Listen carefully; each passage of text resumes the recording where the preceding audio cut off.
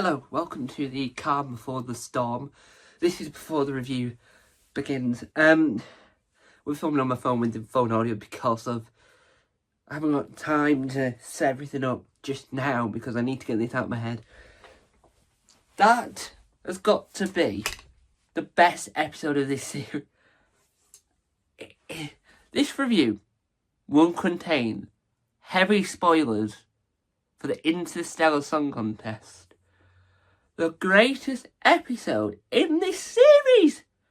We've got, I mean, there's, I know every year there's certain rumours that get parted around and never come to light, but my giddy aunt has everything come to light apart from one rumour that I won't go into just in case they appear later on.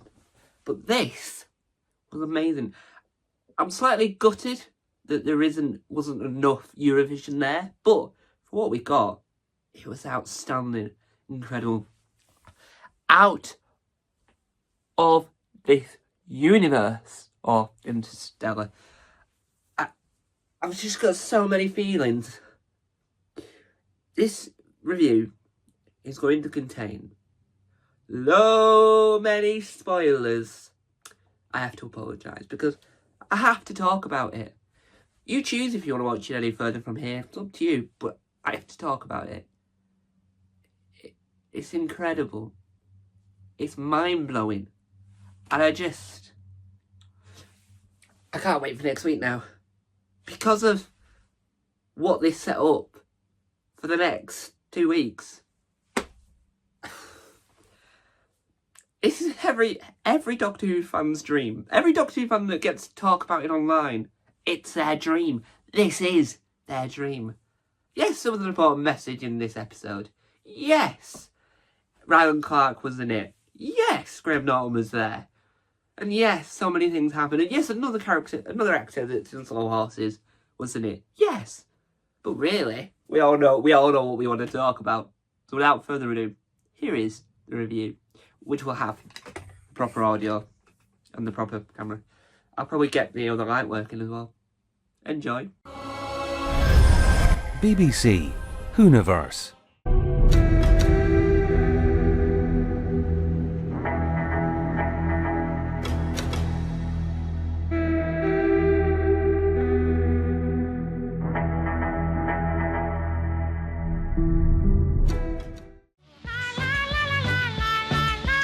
Just before this review goes any further, this will contain heavy spoilers, like I've already said. It'll contain a lot of spoilers for the future of this review, and if the visual goes off at any point, I do apologise.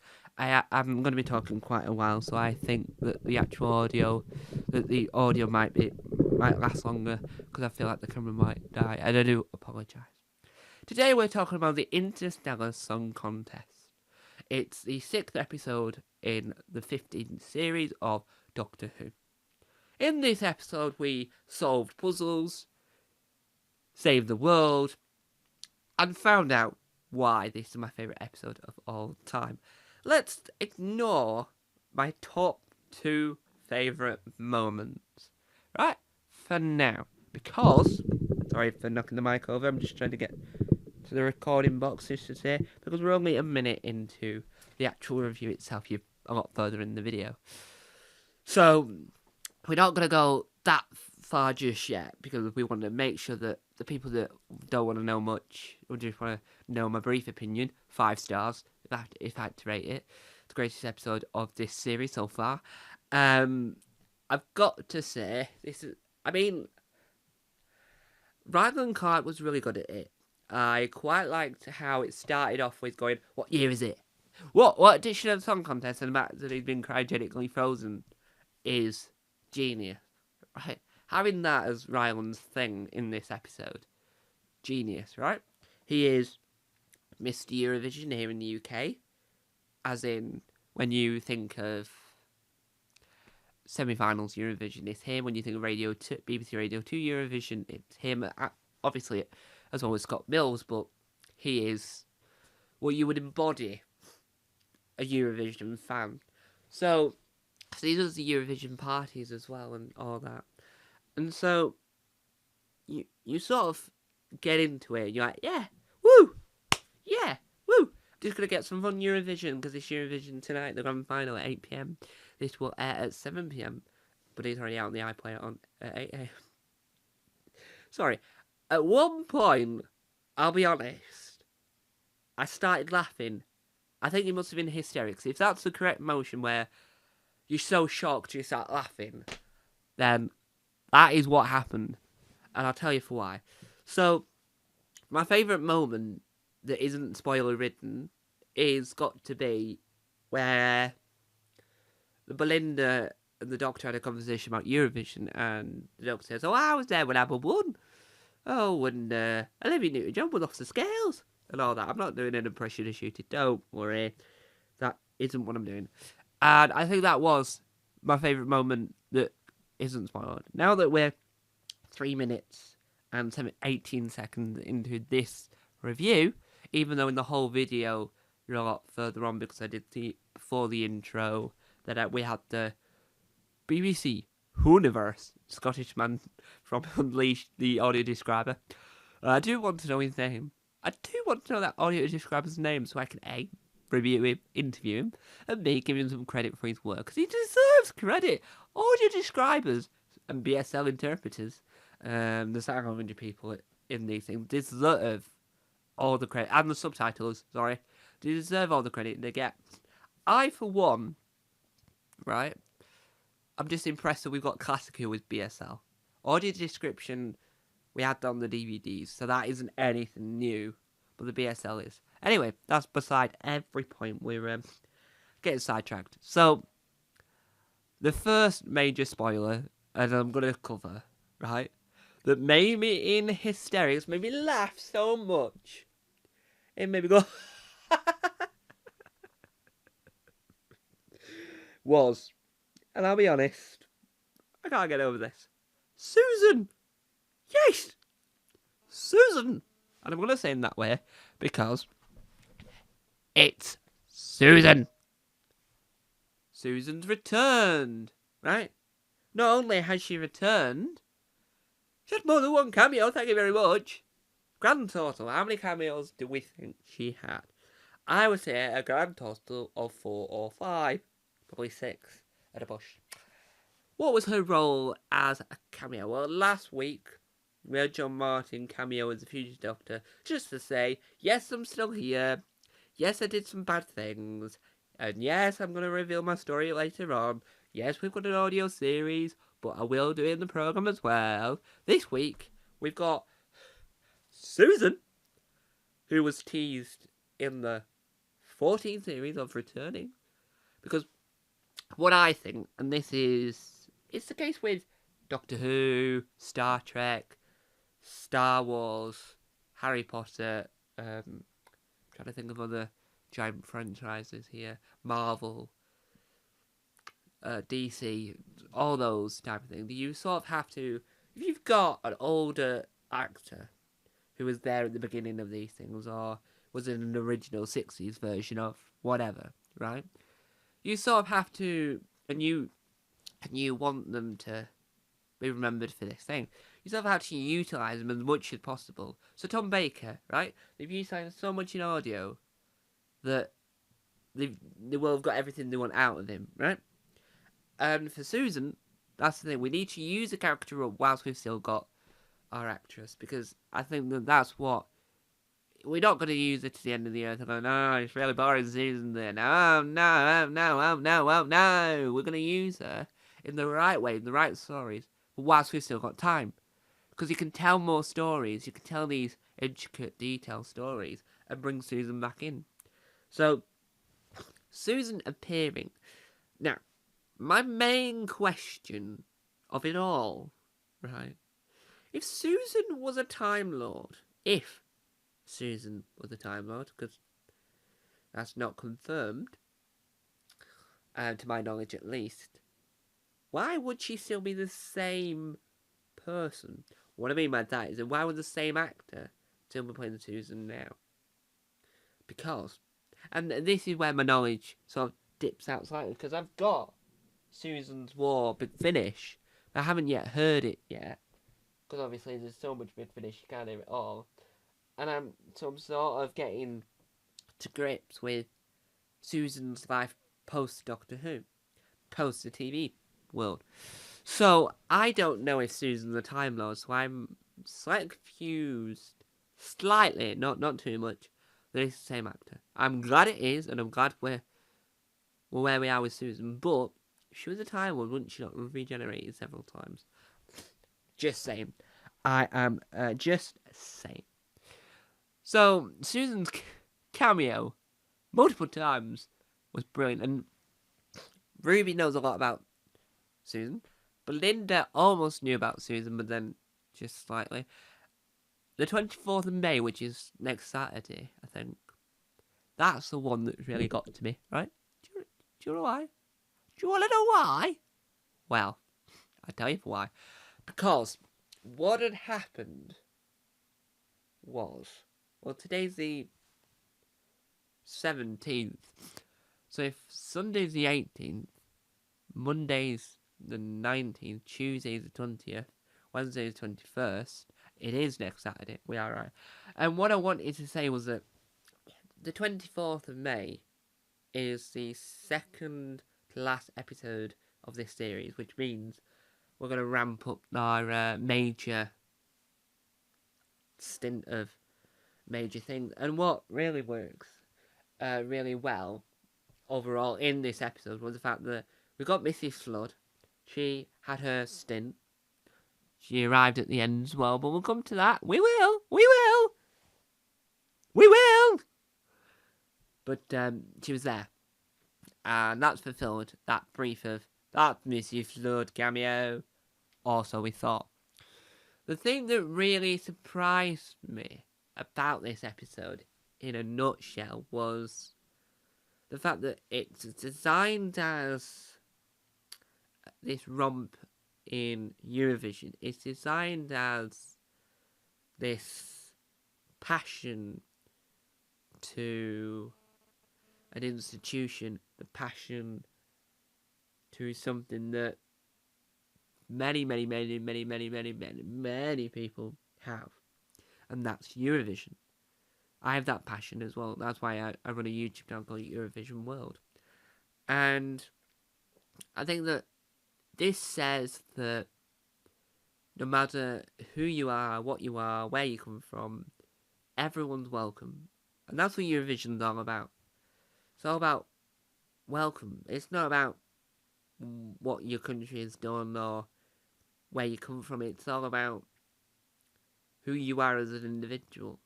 So things that might turn out to be political shouldn't be political at all, because it's that person might not have been involved in any of the politics and any of the horrific thing that the country has done. And I think that that's what this episode sort of morally tells us. With having the Hellions, that's pronounced that correctly, the Hellions, having them as this evil type race being shown in a good light in this episode just proves that no matter who you are or what you are, it's all about the world in itself. It's all about the love of music. What really works really well in this episode was the message at the end, was the whole point of the story, was that it's not about politics. It's about you. It's about who you are on the inside, not what anyone else thinks. It's who are you. And it's all about, and the Eurovision's the same really, but it's all about no matter who you are, what your gender, what your sexuality is, it doesn't matter any of that. None of that matters. Because it's, are you a good person or are you a bad person, right? Things might have happened in your country, but how do you go about it? Do you think revenge is the right attitude? Do you think suffering of others at your own hands? Do you think that's the answer? And this episode, which always includes Kirsty from Doctors, which is incredible, might I add. She was in it. It was astonishing, right? I mean, I've seen her in a few things other than Doctors, right? I can't remember the actor's name, I do apologise. But I've never really seen her in something where she uses her Australian accent. Because I know she does the Australian version in Play School, but in the other things she's in, she's had to put on that, like enhance her British accent. Because I know that there will be a hybrid because she works in the UK. There'll be a hybrid of voice wise, like accent wise, bits of Australian, bits of British. But she was heavily Australian in this, which worked. I think just worked really well in that sense, because it just gave her this sense of freedom as an actor to not worry about the voice in this role, just worry about the acting, which she did a phenomenal job at, might I add. And you see that the Doctor is being tormented with Susan in his head, and the world around him's just crumbling because he's trying to save people. He's worried about Belinda. He thinks Belinda's dead. Belinda thinks the Doctor's dead. And you see when he's harming Kit, however you pronounce his name, you can sense that it's not him, and Susan's trying to stop him, and that's what makes this really looking on a deeper level. That's what makes this episode unique, because the Doctor's morals fly out the window, and only Susan, his granddaughter, can come and save that from him. I know Belinda also helped, but he was trying to fight off Susan. I think that seeing Belinda helped him cave in. But he didn't question why Susan was there, which is the only thing that really annoyed me. I wanted acknowledgement, and that was Susan. But we'll get there eventually. I assume. I sort of hope.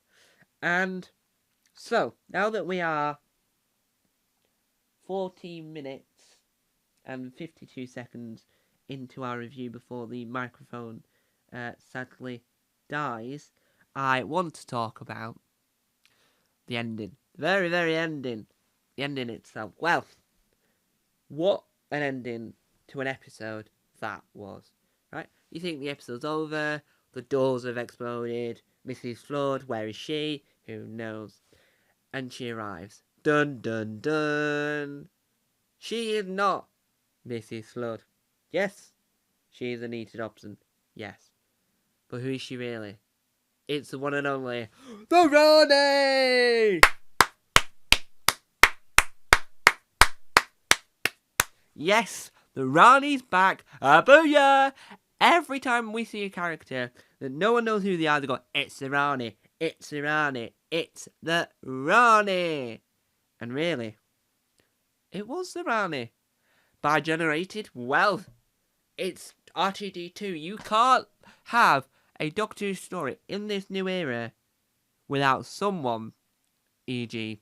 the Doctor, e.g. a Time Lord, by generating. And now we've got Rani and the Rani. I mean, I do find it funny that she's now like a henchman, Anita Dobson. Yes! Oh, yes, Mom! Oh, yes, Mom! Oh, yes, Mom! Oh, yes, Mom! Oh, yes, Mom! Yes, Mom! And I quite like the henchman of it all. Henchwoman, shall we say. And I think that just makes it more funny, because it's like, Anita Dobson is such an incredible actor. And now she's like groveling. And I think that just makes it funny.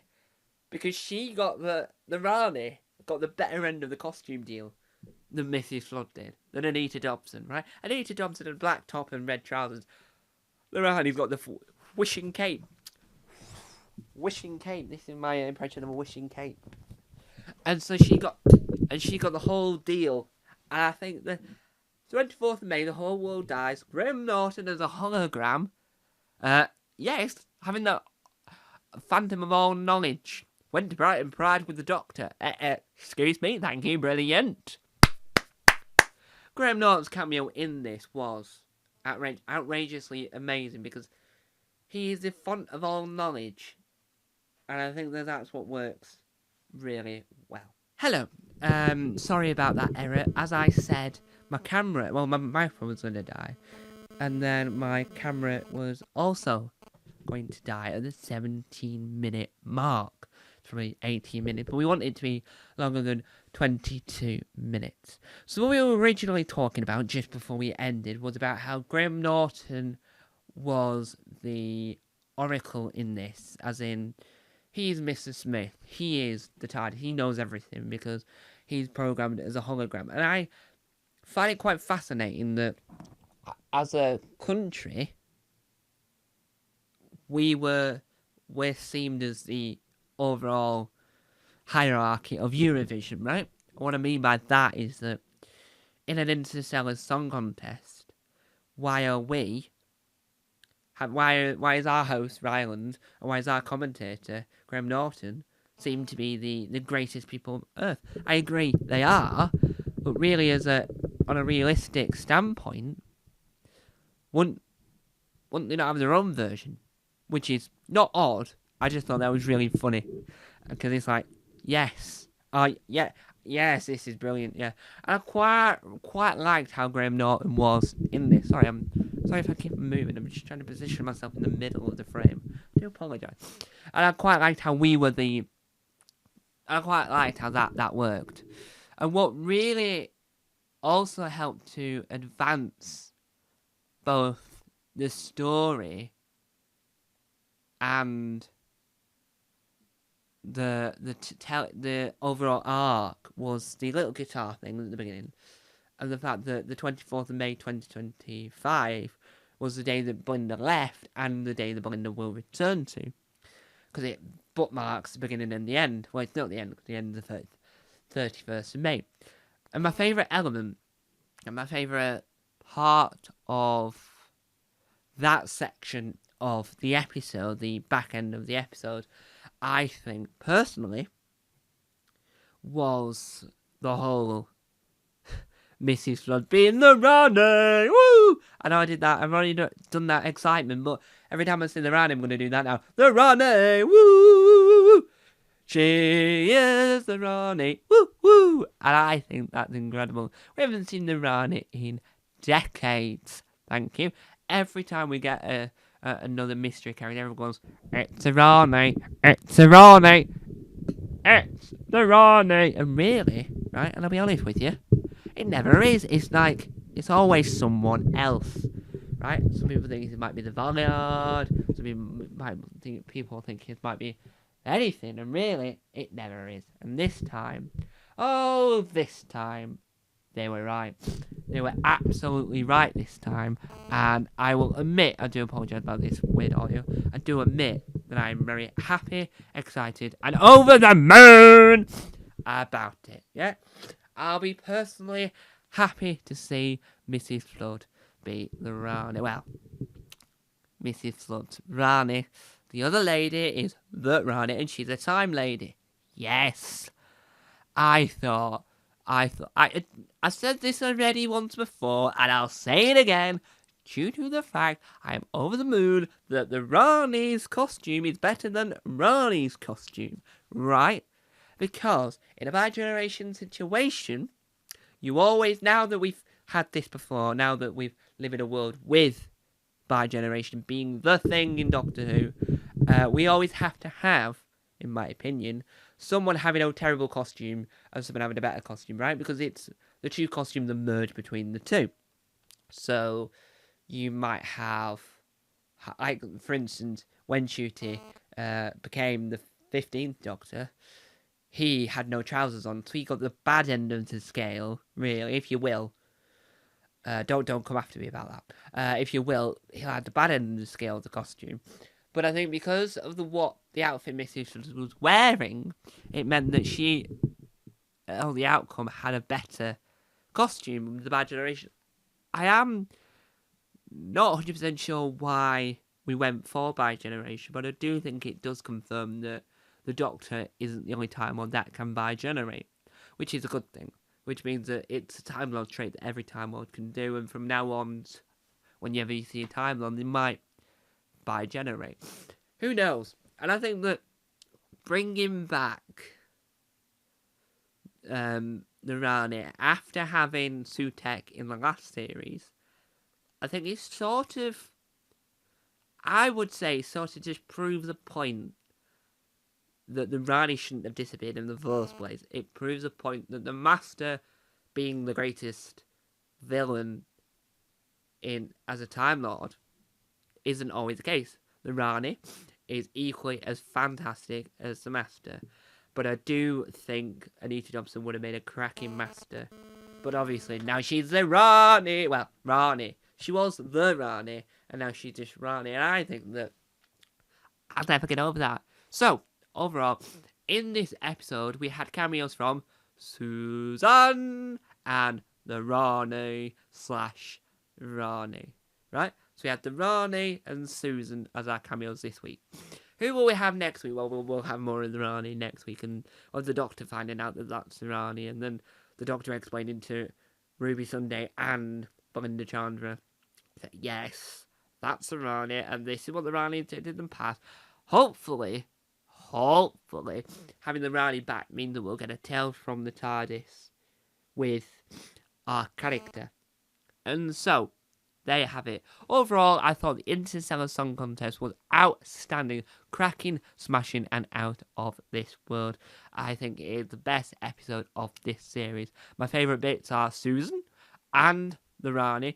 My favourite element of that area was everything Ryland did, and I think the song contest itself and the final song at the end was superb. Thank you guys for watching. Bye-bye.